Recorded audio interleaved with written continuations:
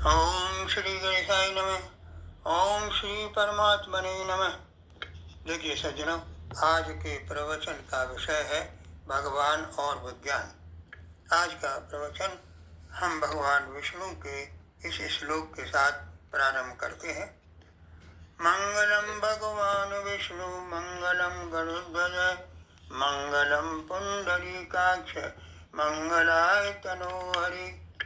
मंगलमय भगवान विष्णु हम सबका मंगल करें।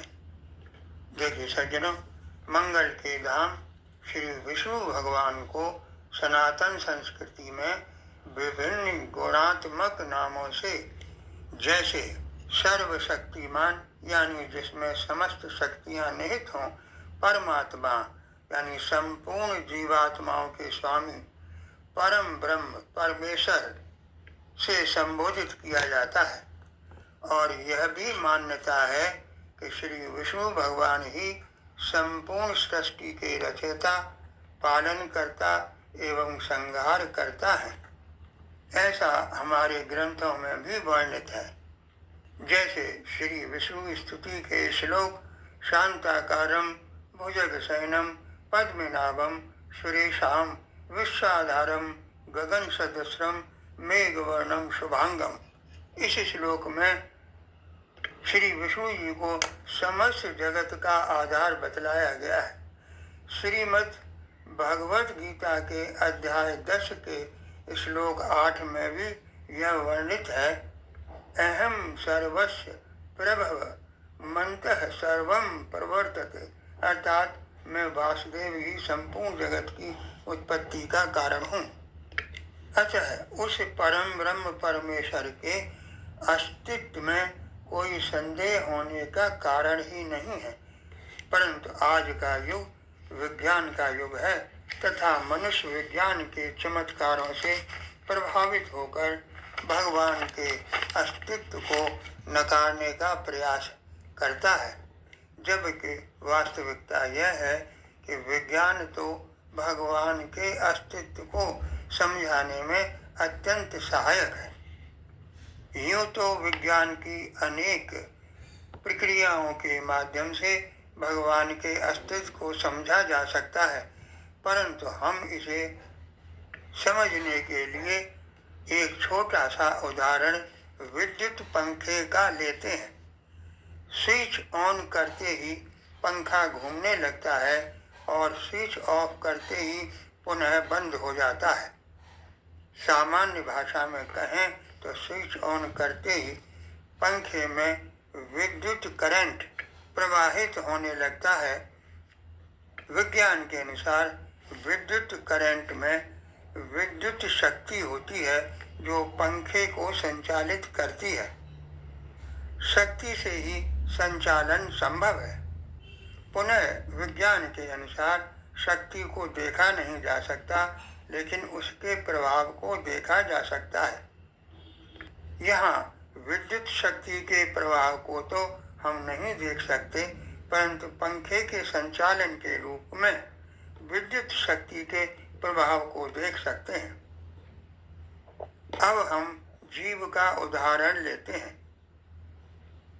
पंच तत्व का बना जीव जब तक चलता फिरता है, हाथ पैर हिलाता है, बोलता है, परंतु जब मृत हो जाता है तो उसकी ये सारी क्रियाएं बंद हो जाती हैं। तो क्या इससे यह सिद्ध नहीं होता कि जिस प्रकार पंखे में विद्युत शक्ति संचालन का निमित्त बनती है, उसी प्रकार कोई जैविक शक्ति भी जीव के अंदर विद्यमान होती है जो जीव के संचालन का कारण बनती है। उसी जैविक शक्ति को हम आत्मा अथवा जीवात्मा कहते हैं। और विज्ञान के सिद्धांत के अनुसार शक्ति अदृश्य होती है, सो यहाँ आत्मा भी अदृश्य होती है, परंतु जीव के संचालन के फलस्वरूप उस जीवात्मा का प्रभाव देखा जा सकता है। अब प्रश्न उठता है कि जीव में आत्मा रूपी शक्ति आती कहाँ से है। सो हम पुनः विद्युत शक्ति का ही उदाहरण लेते हैं। अनेकों अनेक घरों में जो थोड़ी थोड़ी मात्रा में विद्युत सप्लाई होती है, जिससे घर के बल्ब, पंखे, एसी इत्यादि चलते हैं, उसका मूल स्रोत अन्यत्र बना विद्युत पावर हाउस होता है। तो क्या इससे यह निष्कर्ष नहीं निकलता कि अनेकों अनेक जीवात्माओं का मूल स्रोत भी पावर हाउस की ही तरह जैविक शक्ति का कोई बहुत बड़ा स्रोत होता होगा? पावर हाउस का निर्माता तो स्वयं मनुष्य है, जो जीवात्मा द्वारा संचालित है, तो आत्मा रूपी शक्ति का भी कोई न कोई बड़ा स्रोत अवश्य ही होगा।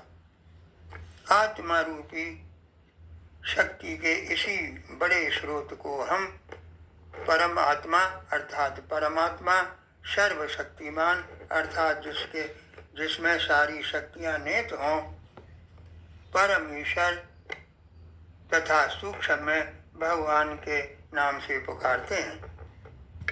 देखिए सज्जनों, उस परम पिता परमेश्वर के अस्तित्व को समझाने के लिए कोई भी उदाहरण देना बहुत उचित नहीं है, परंतु यह सोचकर कि ईश्वर के अस्तित्व को न समझने वालों के लिए यह उदाहरण कुछ उपयोगी हो सकता है, मैंने प्रवचन के माध्यम से समझाने का प्रयास किया। अगले प्रवचन में भी मैं ऐसे ही जन्म पुनर्जन्म से संबंधित अपने विचार व्यक्त करूंगा। जय श्री राम, जय श्री कृष्ण।